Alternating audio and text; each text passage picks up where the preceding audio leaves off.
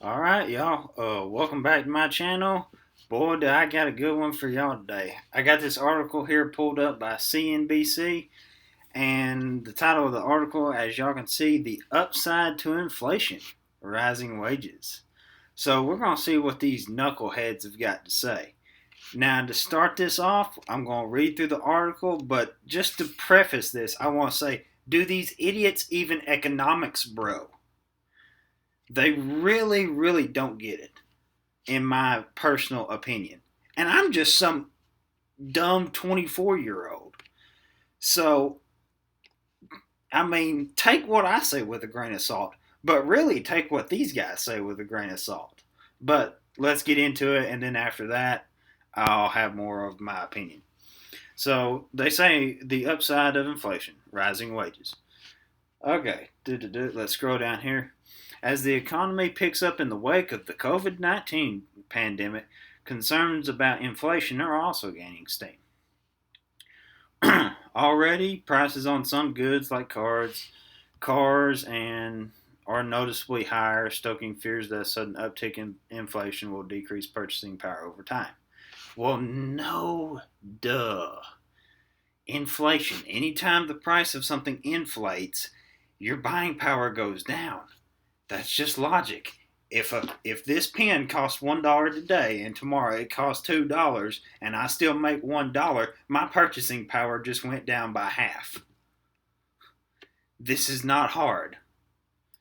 But anyhow, although consumers may pay more for everyday items, let me give you some examples of this: gas, food, electricity, water.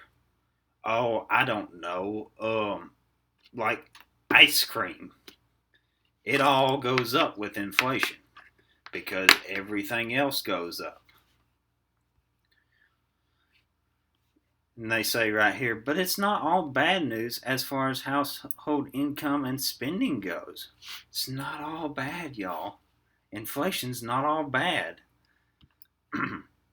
Okay? Companies facing a labor shortage are also they're going to pay you more money to come work for them. Awesome. We're getting a pay raise, y'all. One of the major challenges for employers, along with finding workers, is to retain their current employees and increase their pay, says Mark Hannes, Senior Economic Analyst at Bankrate.com. Well, let me read back through that. One of the major challenges for employers, along with finding workers, is to retain their current employees, and one way to do that is to offer current employees a new opportunity and increase pay, said Mark Hamrick, Senior Economic Analyst at Bankrate.com. Okay? Then he says on down here, in the power struggle between workers and employers, the balance has shifted in the workers' favor. He said, we haven't always seen that in the past. Okay, so that's what this analyst right here is saying. Now I'm going to shut up and finish going through the article. Okay, they say right here in the article, workers already saw a bump in their paychecks for June. As of the latest tally, average hourly earnings rose 0.3% month over month and 3.6% year over year, according to the Labor Department. Okay, so they're giving you some statistics on that. They're seeing an increase in wages.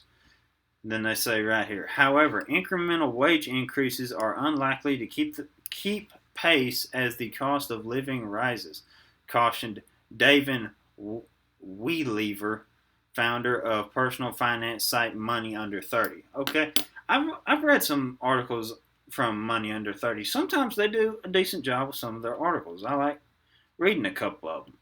They're not always right. Sometimes they're in loony land, but they put some decent articles out. They're interesting site to look at nonetheless. And then here they just show you a chart graph. It's like, okay.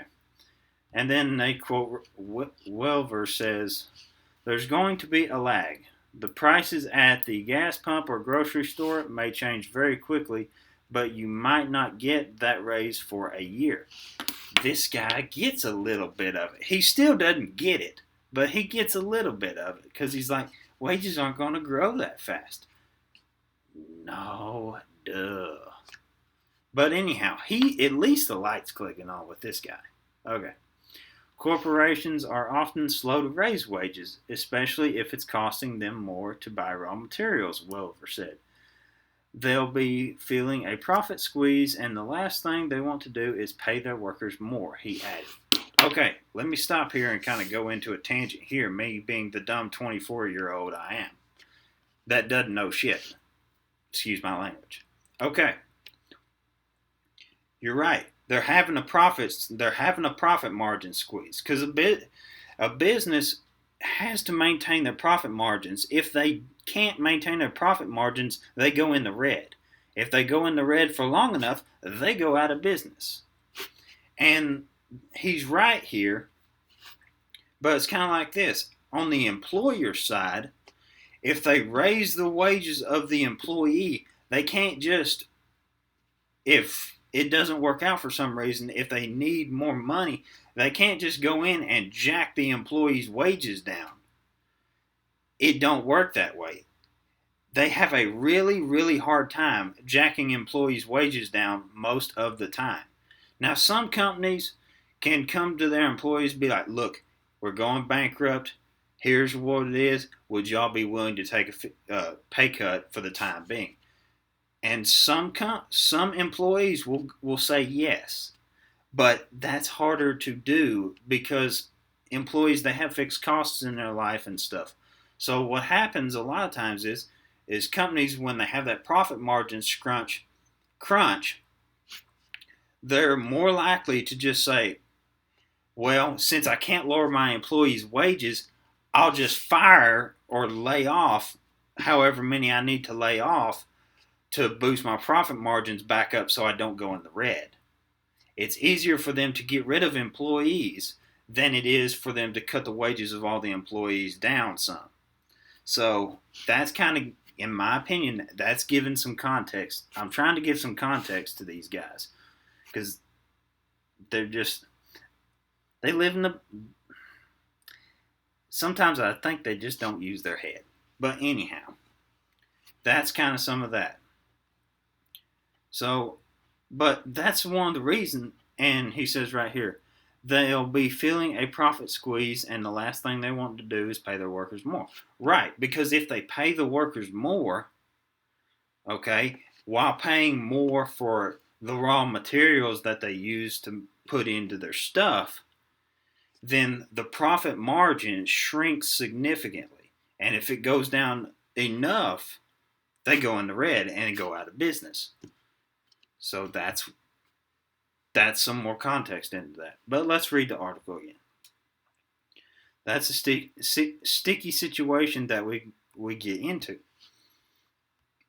And yet an acute labor shortage in certain industries such as leisure and hospitality adds an unprecedented twist.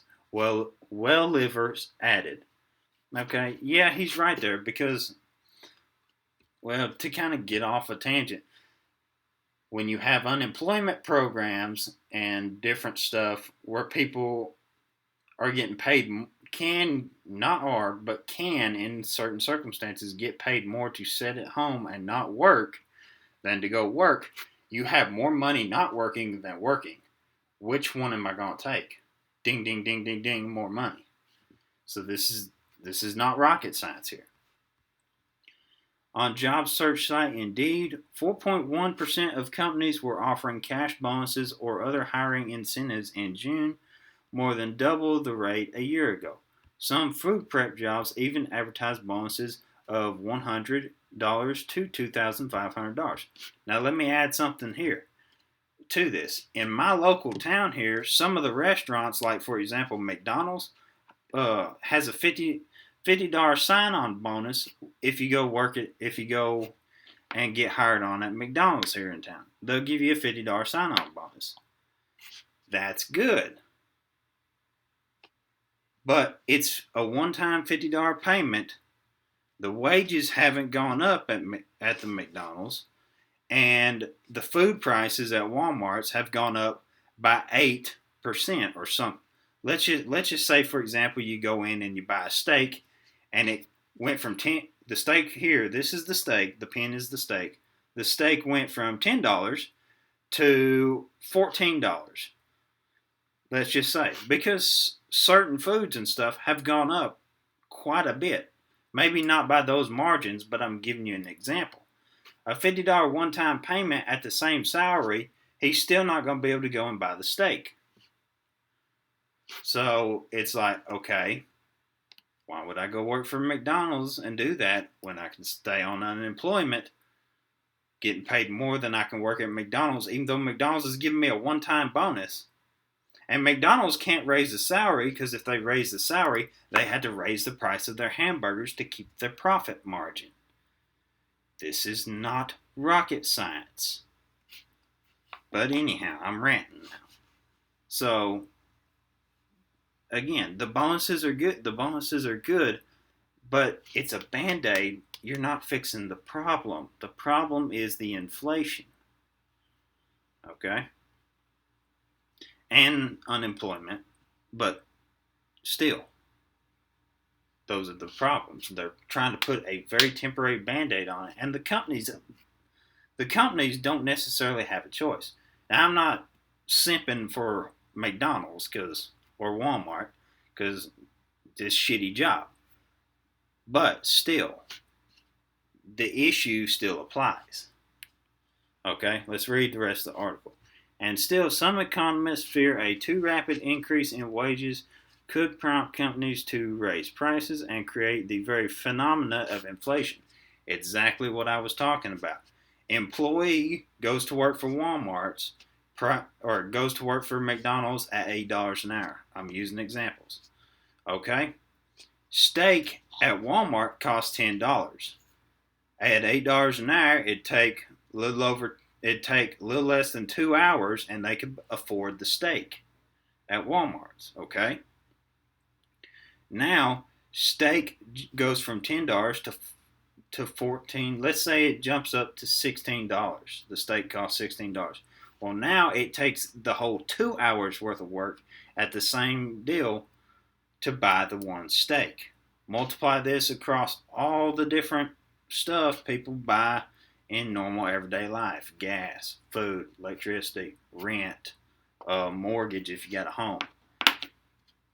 You see the issue here. So then employee goes back, because now employee can't afford the steak, which is represented by the pen, can't afford the steak. So the employee goes back to McDonald's and says, McDonald's, I need a higher wage. Well, McDonald's is like, either McDonald's says we can't afford to pay that, so we're going to have to let you go. Or McDonald's says, okay, we can do that, but then the hamburgers that the consumers walk into the door of McDonald's and pay for their Big Mac goes up by more than the percentage increase that they're paying the employee.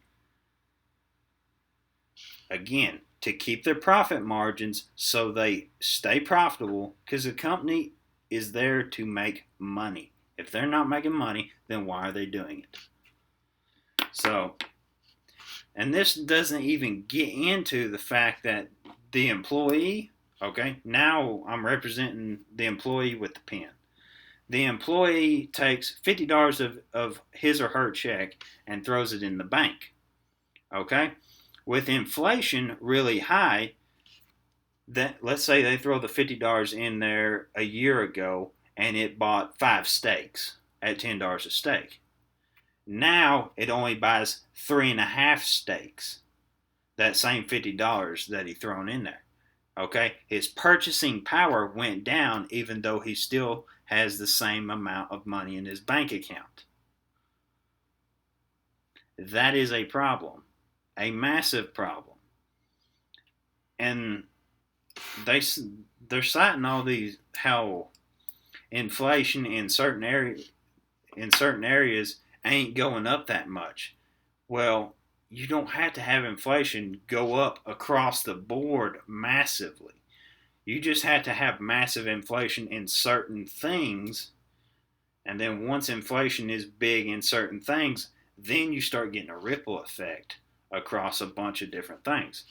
Because once gas is high, once gas prices inflate, it takes gas to move food. Fuel moves the world, basically, okay? So gas prices go up. If gas prices go up, food goes up. If food goes up, people need to eat, so they go and demand their bosses for more money, okay? If wages increase, then gas prices increase again, and food prices, and the cycle repeats itself, okay?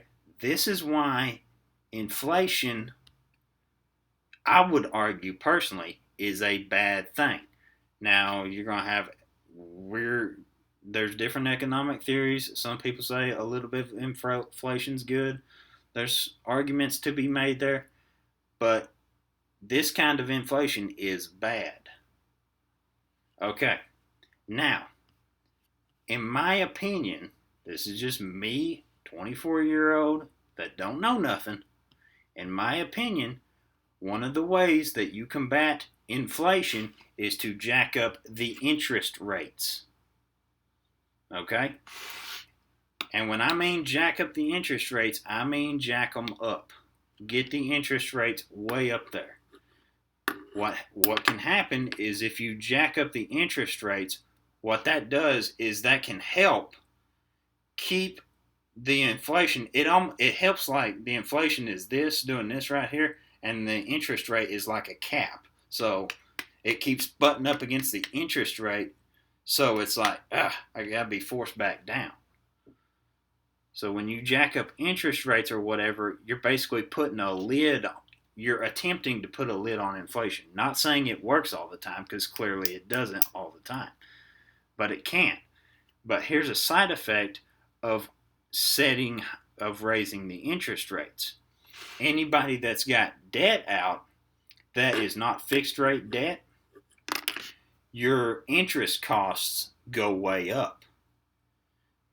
However, for the average folks, when interest rates go up, if they have money in their savings accounts, like the $50, that starts earning interest on it. Okay? So then their $50 it might still be sitting in the bank, but it's getting money added to it over time. So it's helping prevent the loss of buying power of that initial $50 put in the bank account by adding more dollars to it. Okay? So that's kind of one way you can help calm inflation. But another one, as far as inflation, how to help keep inflation from going haywire, is to quit printing money and giving money out to everybody who's unemployed. Pretty simple. Quit printing a bunch of money. But the Fed and the government, they don't listen to reason like, hey, stop doing that. They're like, no, we're going to keep on doing that. But anyhow, y'all, I just wanted to pull this article up and kind of read through it, give y'all my thoughts on it, kind of rant a little bit, and just kind of give y'all my opinion. So anyhow, tell me where I'm wrong in the comments, and let me know how the video was. If you found it interesting, hit a like on the video, and with that, I'll see y'all in the next video.